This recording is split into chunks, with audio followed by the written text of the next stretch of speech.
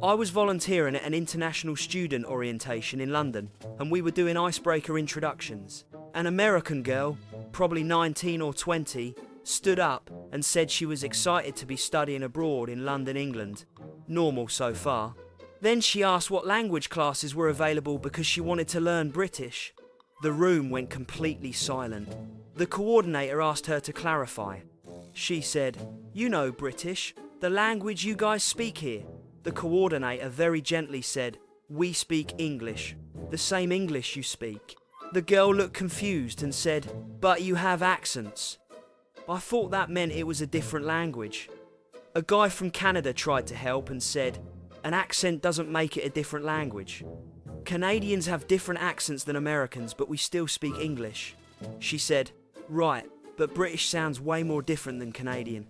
Someone from Australia said, "We all speak English, just with different accents." She sat down looking unconvinced. Later that day, I saw her Googling whether British was a Romance language. My neighbour teaches geography at a high school in Germany, and he had an American exchange student for a semester. This kid was 17, and apparently made it through most of his education, thinking that Alaska was an island next to Hawaii. My neighbour showed him a map of North America. The kid stared at it for a solid minute and then said, "Wait, Alaska is attached to Canada?" My neighbour said yes. The kid said, "Then why is it always shown in a little box next to Hawaii on maps?" My neighbour explained that it was just for space efficiency on the page, not because they were geographically close. The kid's mind was blown. He said, "So Hawaii is just out there alone in the ocean?" My neighbour confirmed. The kid said, "That's actually kind of sad." He then asked if Puerto Rico was also not where he thought it was. My neighbour pulled up a map of the Caribbean. The kid had apparently thought Puerto Rico was somewhere near California. He went home and called his parents to ask why no one had ever corrected him. They admitted they also thought Alaska was near Hawaii. I was working at a museum in Cairo, and a middle-aged American woman, maybe 45 or 50, asked me if the pyramids were built by aliens. I get this question more than you'd think, but usually people are joking. She was not joking. She had a whole theory prepared. She said, "There's no way ancient people could have moved those stones. They didn't have technology." I explained that they had plenty of technology for the time period, including ramps, levers, and thousands of workers. She said, "But how did they cut the stones so perfectly?" I told her with copper tools and a lot of time and skill. She shook her head and said, "I saw a documentary that said it was impossible without lasers." I asked her if she thought ancient Egyptians had lasers. She said, "No, aliens did." I asked why aliens would build pyramids for humans. She said, "Maybe as a gift, or maybe they were bored." I gave up. She spent 2 hours walking around the pyramid complex looking for evidence of alien interference. She took pictures of every unusual marking and said she was going to send them to a research team. I didn't have the heart to tell her there was no research team. My cousin works at a university library in Toronto, and an American freshman asked her where the history books about the Canadian Civil War were located. My cousin said Canada never had a civil war. The student said, "Yes, you did. Every country had a civil war." My cousin said, "No, that's not true." The student insisted and said, "We learned in school that civil wars are how countries become independent." My cousin asked if she meant the American Civil War. The student said, "No, the Canadian one, the one where you fought Britain." My cousin realised she was thinking of Canadian Confederation, which was peaceful. She tried to explain this. The student said, "That doesn't make sense. How did you get independence without fighting?" My cousin said, "We negotiated." The student looked at her like she had just said Canada was founded by wizards. She said, "Countries don't just ask nicely for independence." My cousin showed her actual history books. The student read for 10 minutes, closed the book, and said, "This is boring. Where's the war?" My cousin told her, "Not every country's history is violent." The student said, "Then how do you have any good movies?" I was on a train in Switzerland, sitting across from an American college student, early 20s, who was backpacking through Europe. He was on the phone with his mum, describing his trip. He said, "Yeah, I'm in Switzerland right now." It's crazy. They use mountains as their defense system. His mum must have asked what he meant, because he said, like they don't have a military. They just have mountains so no one can invade them. I couldn't help myself. I said, "Switzerland absolutely has a military." He looked at me and said, "No, they don't. They're neutral." I explained that being neutral doesn't mean having no military. He said, "Then what's the point of being neutral?" I told him neutrality is a political stance, not a lack of defence. He Googled it right there on the train. His face went through several emotions as he read. He got back on the phone with his mum and said, "Okay, so I was wrong. They do have a military, but it's probably small." I told him Switzerland has mandatory military service. He hung up on his mum. He spent the rest of the train ride reading about Swiss military history and muttering, "They really don't teach us anything." An American woman in her 30s came into the bookstore I worked at in Dublin and asked where our American literature section was. I showed her. She looked at the shelf and said, "Why is it so small?" I told her it was proportional to the size of the store and that we focused mainly on Irish and British literature since we were in Ireland. She said, "But American literature is the most important literature in the world." I asked why she thought that. She said, "Because we invented the novel." I blinked at her. I said, "The novel as a form has existed for centuries before America was even founded." She said, "Yeah, but we perfected it." I asked if she had read any Irish authors. She said, "Like who?" I said, "James Joyce, Oscar Wilde, Samuel Beckett." She said those names sounded British. I told her they were Irish. She said, "Same thing though, right?" I said, "No, very much not the same thing." She got defensive and said, "Well, I'm sorry I don't know every tiny European country's literature." I reminded her that Ireland is not tiny and has one of the richest literary traditions in the world. She bought a book by an American author and left. I was sitting in a cafe in Amsterdam when a group of American college students at the next table started talking about how much they loved being in Holland. One of them said, "Wait, are we in Holland or the Netherlands?" Another one said, "It's the same thing." A third one said, "No, Holland is the country and the Netherlands is the capital." They all agreed this sounded right. A Dutch guy at the table next to them leaned over and said, "Holland is a region in the Netherlands. The Netherlands is the country. Amsterdam is the capital." The Americans looked embarrassed for a second. Then one of them said, "That's confusing. Why would you name a region almost the same as the country?" The Dutch guy said, "We didn't. English speakers just use Holland incorrectly." One of the American students said, "Well, it's easier to say Holland." The Dutch guy said, "It's also wrong." They dropped it, but I heard one of them whisper. He was kind of rude about it, as if they hadn't just completely butchered the country's name. My friend teaches English in South Korea, and she had an American student teacher intern for a semester. This girl was 23, fresh out of college, and apparently thought Korea was still at war. Not like aware of the technical state of conflict with North Korea, but genuinely thought South Korea was an active war zone. She showed up with a first aid kit, emergency rations, and printouts of embassy locations. My friend asked her what all that was for. She said, "In case something happens." My friend asked what she thought was going to happen. She said, "You know, the war." My friend explained that South Korea is a modern, safe, developed country. The girl said, "But it's near North Korea." My friend said, "Yes, and there's been a ceasefire since 1953. The girl looked shocked. She said, "Why didn't anyone tell me?" My friend said, "It's common knowledge." The girl spent her first week being confused about why Seoul had skyscrapers and luxury stores. She genuinely expected bunkers and rationing. She told my friend she felt lied to by American media. I was at a pub in Edinburgh and overheard an American man, maybe mid-30s, arguing with his friends about whether Scotland was part of England. His friends said no.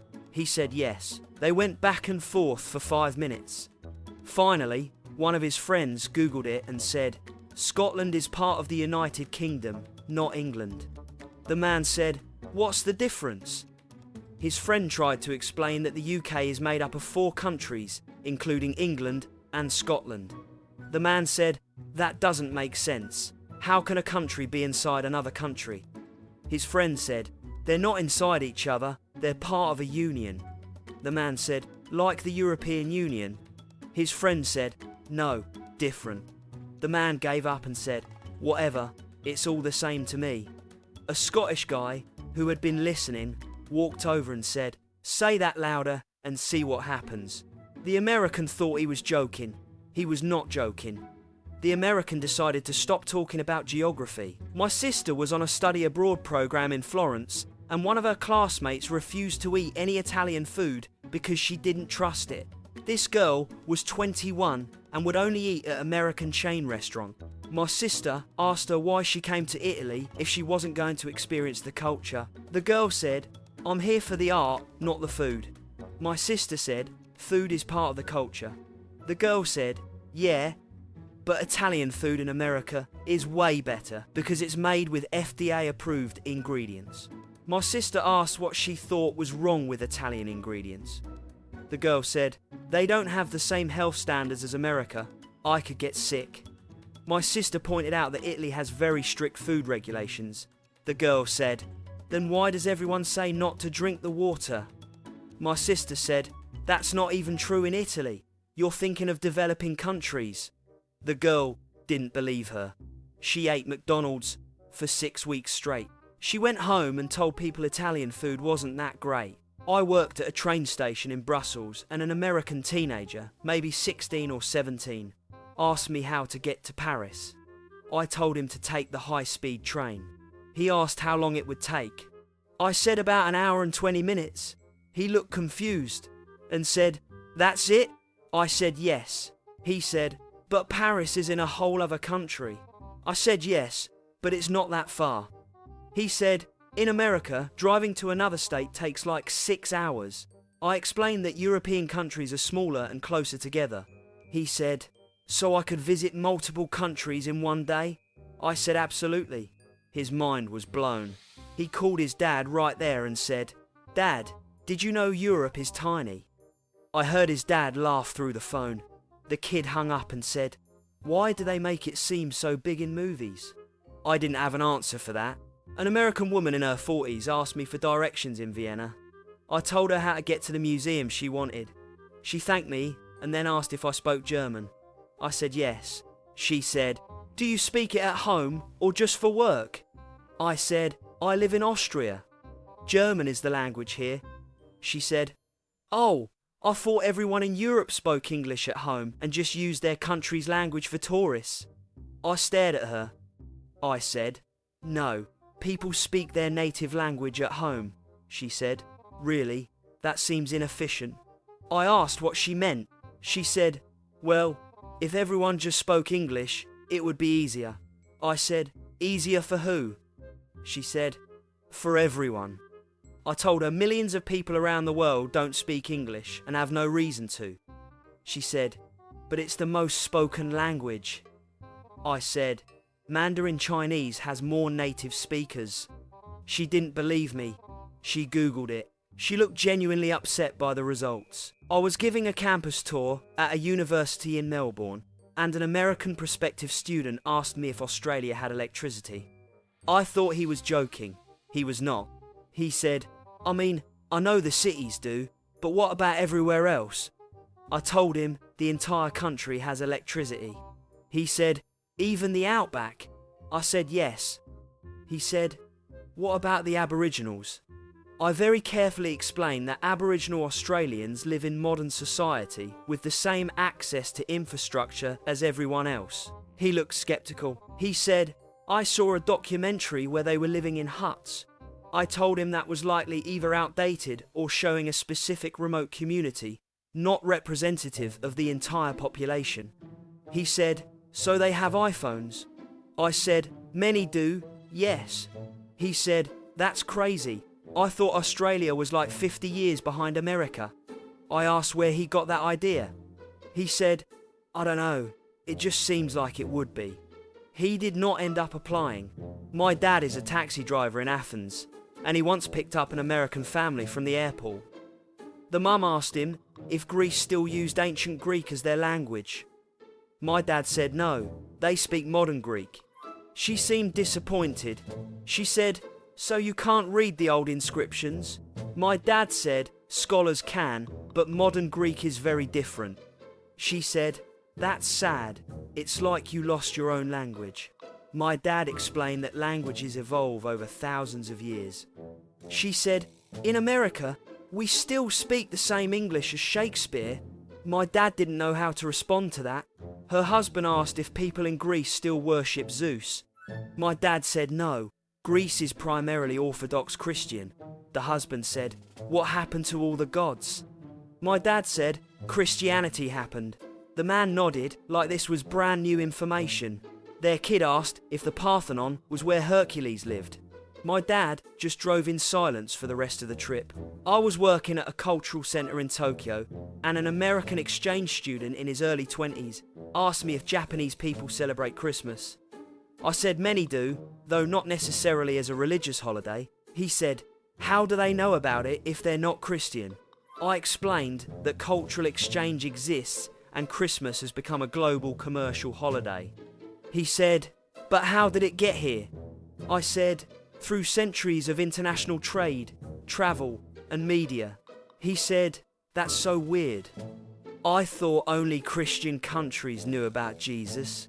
I told him that most of the world knows about major religious figures, regardless of their own beliefs. He said, "Do they know about Easter too?" I said yes. He sat there processing this for a while and then said, "Do you guys know about Thanksgiving?" I said, "People know of it, but don't celebrate it." He said, "You should. It's a great holiday." I asked why Japan would celebrate an American holiday about pilgrims. He said, "Because everyone should be thankful." I just nodded and let it go. My cousin is a tour guide in Egypt, and she told me about an American high school group that came through. One of the students asked her if the Nile River was man-made. She said no, it's a natural river. The student said, "Are you sure? It's really straight." She explained that rivers are not always winding, and the Nile has been there for millions of years. Another student asked if the Sphinx was built before or after cameras were invented. My cousin said before. The student said, "Then how do we have pictures of it being built?" My cousin said, "We don't have pictures of it being built." The student said, "Then how do we know who built it?" My cousin explained archaeological evidence. The student said, "That sounds like guessing." My cousin was losing her patience. Another student asked if King Tut was related to Cleopatra. My cousin said no, they lived over 1,000 years apart. The student said, "But they were both Egyptian royalty." My cousin said, "That doesn't make them related." The teacher apologised to her after the tour. I was at a coffee shop in Reykjavik, and an American woman, probably in her late 20s, asked the barista if Iceland was always this cold. The barista said it depends on the season. The woman said, "Does it ever get warm?" The barista said, "Summers are mild." The woman said, "Like how warm?" The barista said, "Maybe 10 to 15 degrees. The woman's eyes went wide and she said, 15 degrees? That's freezing. The barista realised the problem and said, "Celsius, about 50 to 60 Fahrenheit. The woman relaxed. Then she asked, "Why do you use Celsius if it confuses people?" The barista said, "Most of the world uses Celsius." The woman said, "Really?" The barista said, "Yes." The woman said, "We should all just switch to Fahrenheit. It makes more sense." The barista asked why she thought that. The woman said, "Because that's what I'm used to." The barista just made her coffee. I taught a semester abroad program in Paris and had an American student who was convinced French people were faking their accents to mess with tourists. She said, "There's no way an entire country talks like that naturally." I asked her what she meant. She said, "It sounds so exaggerated, like they're all doing an impression." I told her that's just how French sounds. She said, "But even kids talk like that." I said yes. She said, "That's commitment to the bit.